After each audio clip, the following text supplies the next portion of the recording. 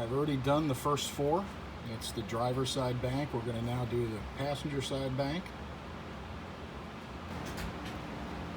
So one of the first things you want to do, obviously, disconnect the negative.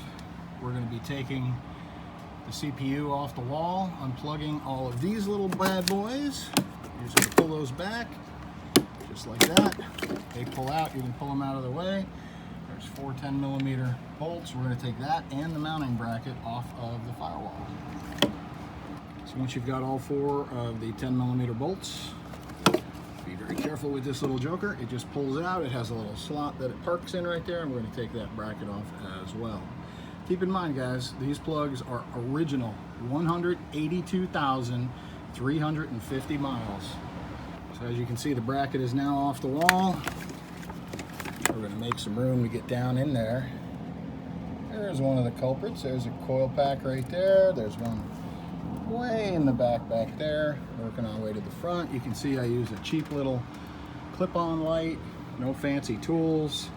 Everything's going to be done by hand. It's going to be hard for me to video while I'm actually doing it, but I'll see what I can come up with. This is probably the best angle we're going to get because I am not YouTube savvy like some of you, but this will give you an idea of what it takes, at least to get to the bolts that hold the coil packs in. By the way, that's a swivel, just a regular old universal with a 7mm socket. And try to get on this from the angle that we know we can get the job done, which is right there.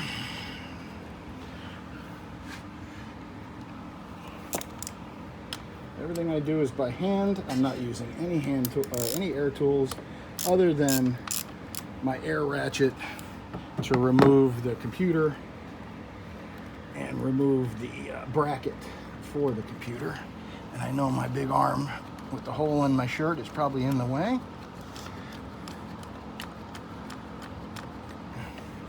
Generally speaking, you want to take the plug off the back first, which I didn't do. I'm just kind of in a rush. Kind of screwed myself here a little bit, but that's all right. That 7mm is loose. We're going to use a telescoping magnet. There's our little hold down bolt.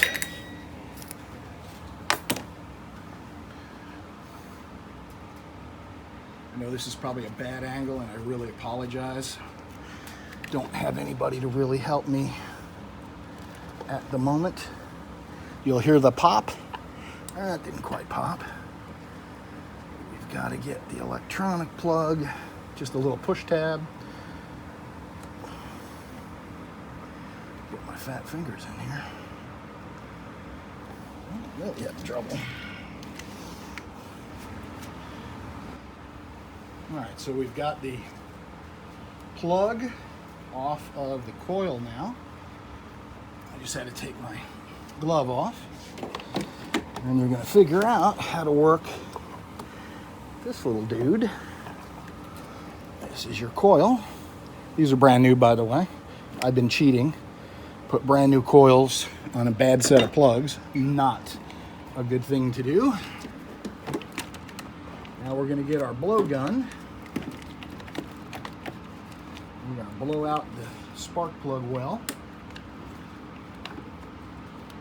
These things are a pain in the keister for the most part. Sometimes you can get them hooked under stuff. Get yourself a little more room. All right, now we're going to blow out the spark plug well. You want to get that good and clean. And then I'll show you my next trick. And this is truly the reason for being able to get these plugs out. So we blow out the spark plug well real good. You can see all the crap coming out.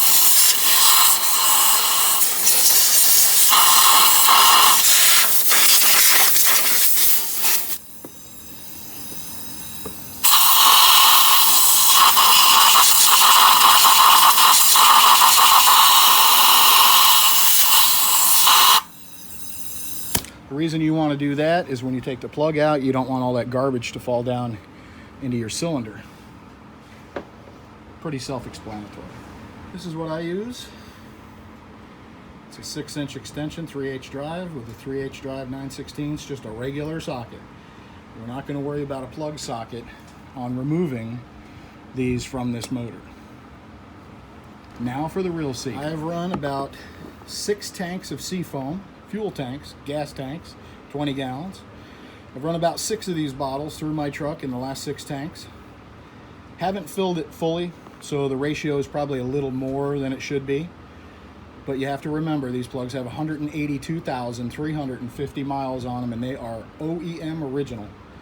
So we're going to take some seafoam, we're going to pour it in a vial, and we're going to pour it down into the spark plug well.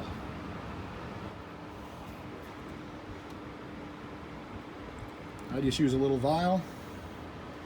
Put a little more than that because we're going to spill some.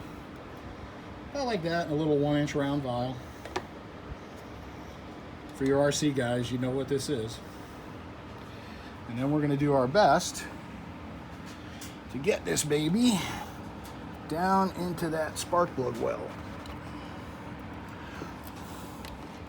Pour the whole thing.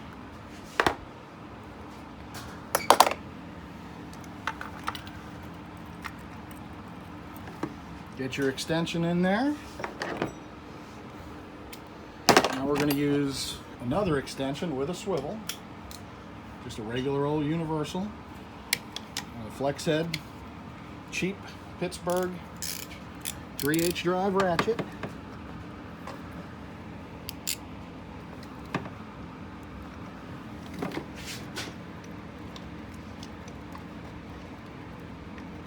Generally, I put the universal on first. And you're going to try your best to keep that bottom extension lined up with the angle of the plug. You don't want the extension getting this way, because it's not a spark plug socket on there. But for this, we really don't need a spark plug socket. So you're going to make sure you're in remove, and you're just going to put a little pressure to it. And you can see it, and you can feel it. She's moving. So if it moves a little, we're going to move it back, and we're going to just work with that little spot that we have that we've already freed up. So we're just going to move it just a little bit, work it back just a little bit.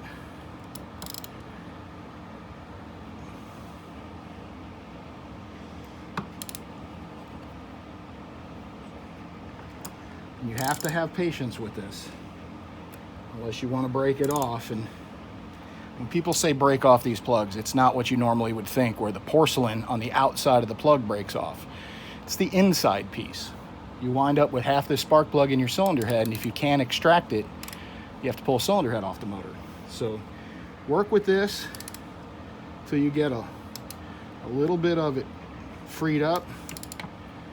Just let it sit for a minute, 5 minutes, 8 minutes, something like that, and let that seafoam drain down through the threads and drain into the bottom of that plug and start helping soften up all of the carbon and the buildup and the deposits on there. That's what breaks these plugs. When you hear people say break them, they're not talking about breaking them in the traditional sense.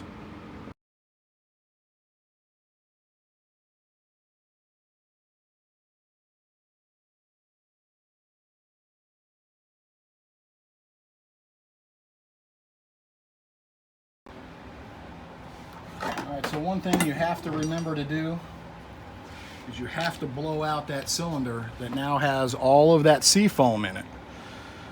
You'll hear guys cry and complain that the seafoam will foul the O2 sensors. And quite frankly, they're right, to a degree.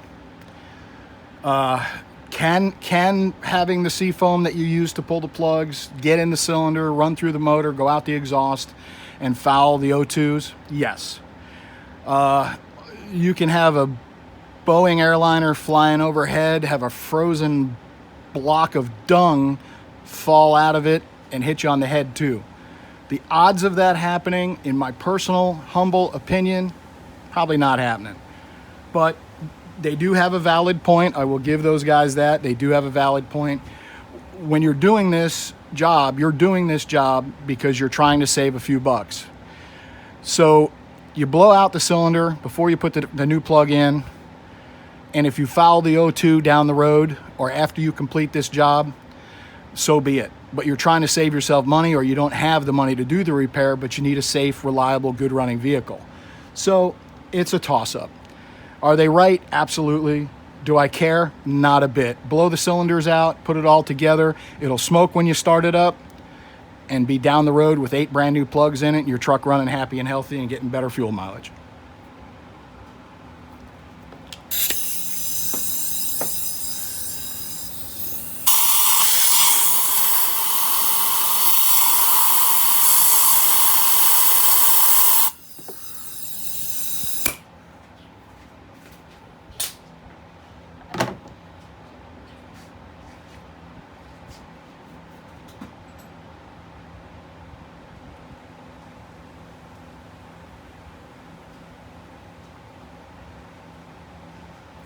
One of the other most important things in this job is right here.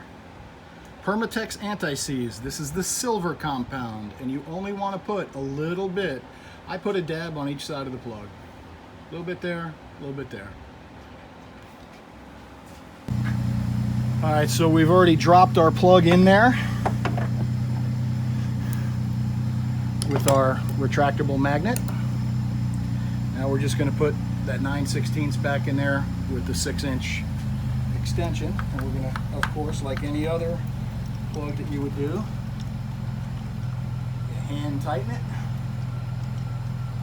You make sure that the threads are going in correctly.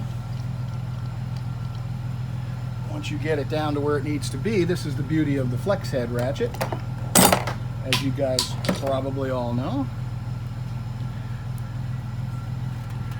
I'm actually going to add a 3-inch extension to that. Now this is the tricky part if you don't have the Ford 9/16 spark plug socket. You have to make sure you hold that extension in your hands so it's on the same axis as your spark plug when you're tightening it. If you let it go like that, you'll snap the top part of the porcelain, which is your typical I broke a spark plug.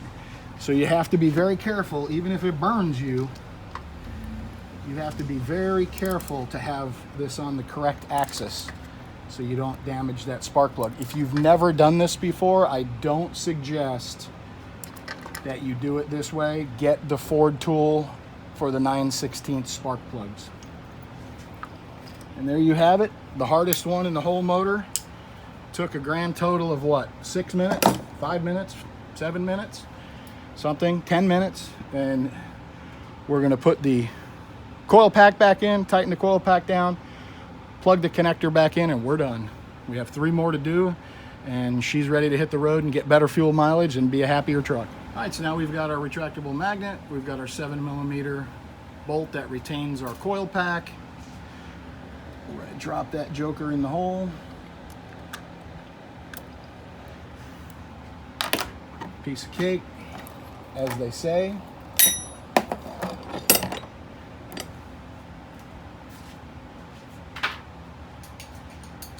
Tighten that one up, and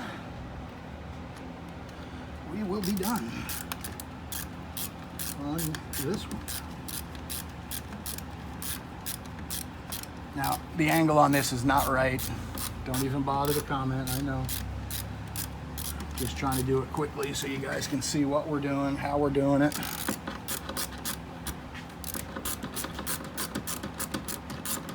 Yes, you can do this all with air. I have my air ratchet sitting over here, but it's loud and obnoxious. Trying to show you guys how to do this. I really need to do it the other way. So I had to resort to my 7mm on the 3/8 drive with the swivel to get the right angle to tighten it correctly. Yeah, I do bad things. I have bad habits sometimes, but that's all right. Nobody's perfect, as they say. They could have made these a little longer. snug her down good. Plug in your connector.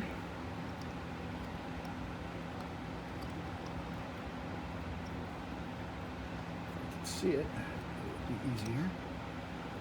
There it is. And the hardest one in the whole truck is done. And we'll work our way forward. Remember, each time you got to blow out these wells before you pull the coil and after you pull the coil.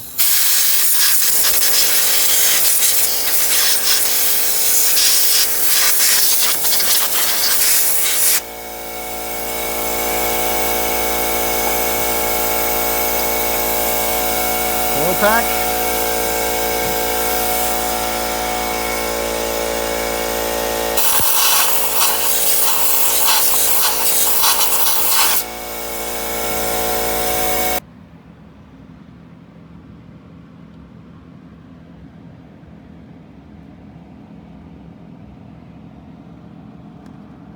Trying to get you a view down in that well where that tool is at.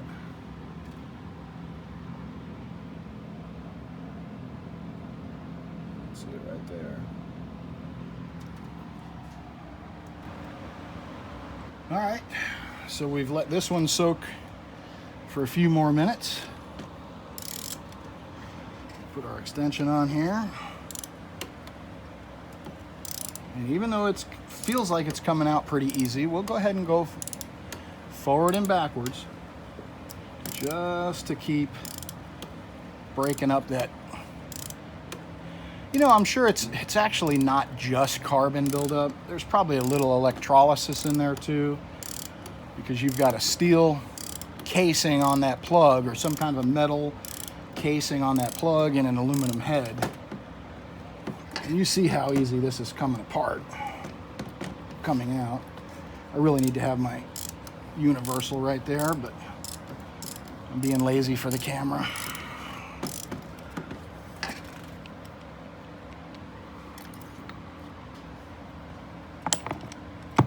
That joker is hot. But that's how you want to do it. You want it warm, you want the motor hot, you want to be able to feel every thread as you turn it. And you can see it's coming right out. Again, I really suggest an actual Ford 9/16 spark plug tool. It has a guide in the center of it to keep you from breaking the outer portion of the plug and keep that axis that we talk about, turning it on its axis. It keeps it much more accurate. You can see we're turning this by hand, and I promise you there's no games being played here. I didn't take these plugs out ahead of time. This is not something I would want to do more than once, especially in Florida where it's freaking Africa hot. But again, I just turn this a bunch. Break up the rest of the carbon on the bottom of the plug. With any luck, I should be able to show you this one come out. Let me get the other. Got my telescoping magnet. Go down in here, grab this plug, pull it straight out. Whew, that thing is hot. I normally wear gloves to do all this, but I want to have a good grip on stuff to be able to show you. That's 182,350 mile Ford Better Idea, stupid ass spark plug. Cool beans. And one thing that I will probably catch hell for is the way I put these back in. I use my retractable magnet. Some guys are going to have me for this and leave some negative reviews. I do it, it's just because I'm comfortable doing it. I don't recommend anybody do it this way. A piece of vacuum line on the electrode end is really the magic way to do it. I have done these before with some limited amount of success, so I'm fairly familiar with it. Again, it never sees the silver variety on the threads and on the end of the plug. Plug is already in and home. Did it by hand. So we felt it go in, and we just snug it up just a little bit. Plug number 2 on this spank, complete.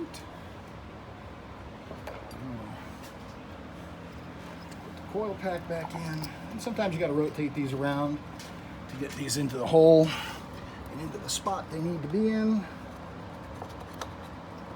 I generally always try to rotate them to where they line up nicely for your retaining screw.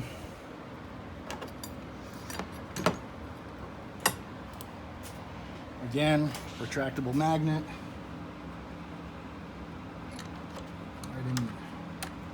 Right in there. 1/4-inch drive with a 7mm. Yes, you can do all of this with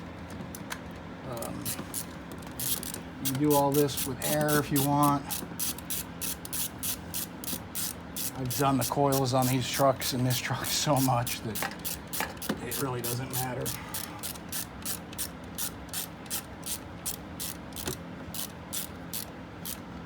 Alright, coil pack number 2 snugged up.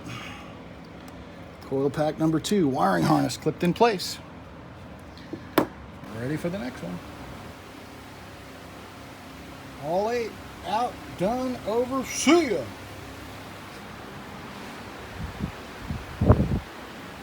All buttoned back up the way she was. Time for the all-important road test. All right, so here we are for the all-important road test.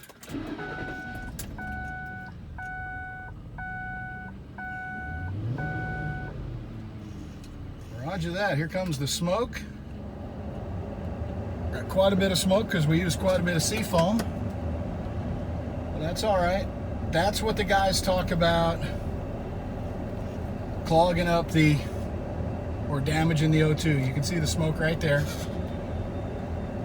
It'll blow out pretty quick in most cases.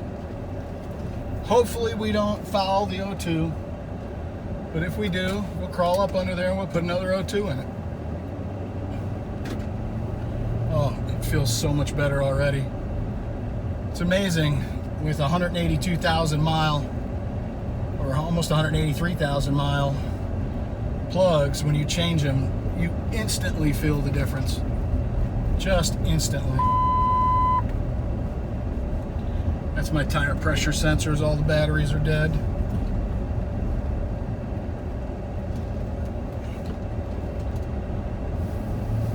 Oh yeah. Oh, she drives so nice now. Woo! That's me just scrolling through my selections here. Got our AC kicking because it's hot.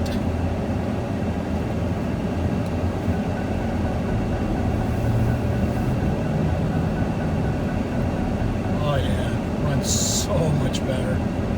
Holy cow.